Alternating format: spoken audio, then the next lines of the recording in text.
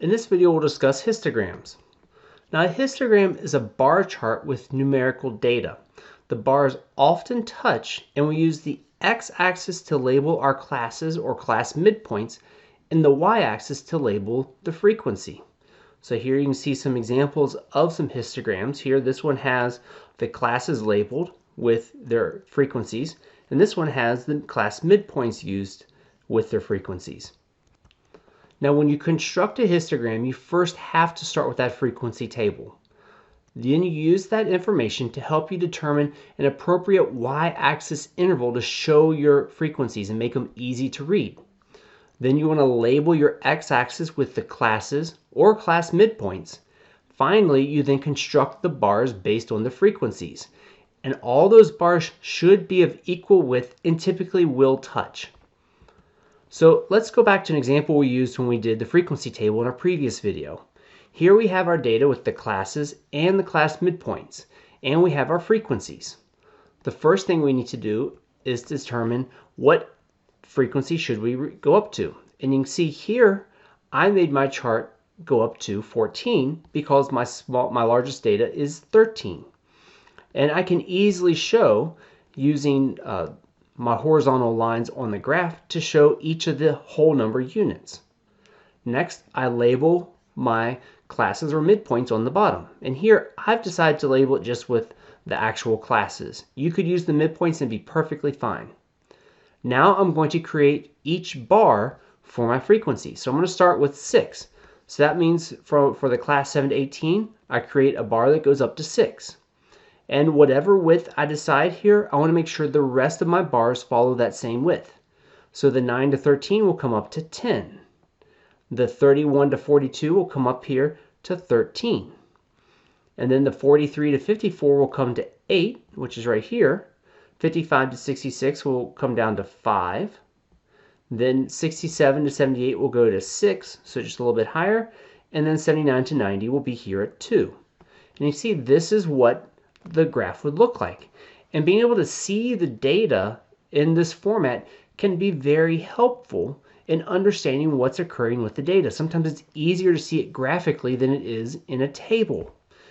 So that's one of the reasons why we then start to talk about the shape of the distribution. What does this data look like when we graph it within a histogram? Now, often you will see that a lot of data can fall out to be approximately symmetric. This means that there's often some point where the data rises to a maximum number frequency, and then the left half and right half of that graph are approximately the same. Now you can also have uniform, which means that all frequencies are right around the same number. There's not a huge jump. You could almost draw like a horizontal line across the tops of all the bars and be really close to the same value.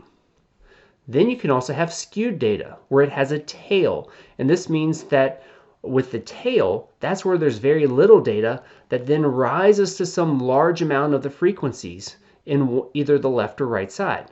But when we talk about skewness, it's important that we recognize that left and negatively skewed mean the same thing, and that means the tail, or the small amount of data, is to the left part of the graph, whereas a positively skewed or right skewed is the tails to the right.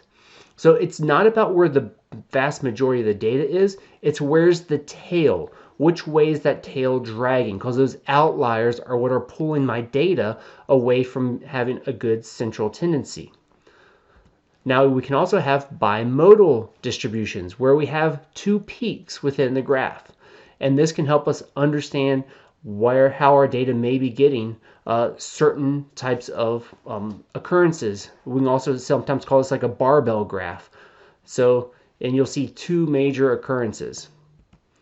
Now, if you want to know about central tendency, the graph can help us understand what's the best central tendency to use for the data we have.